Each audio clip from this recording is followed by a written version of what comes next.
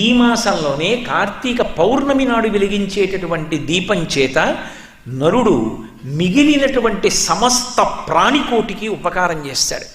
ఎందుకంటే కార్తీక పౌర్ణమి నాడు గుత్తి దీపాలు వెలిగిస్తారు.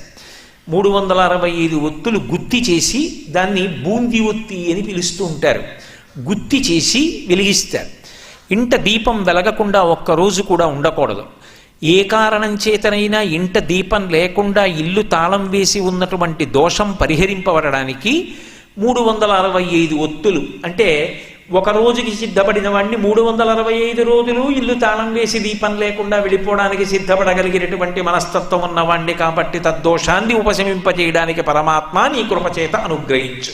అజ్ఞానినా మయా దోషాన్ అశేషాన్ విహితాన్ హరి క్షమస్సత్వం క్షమస్వత్వం శేషశైల శిఖామణి.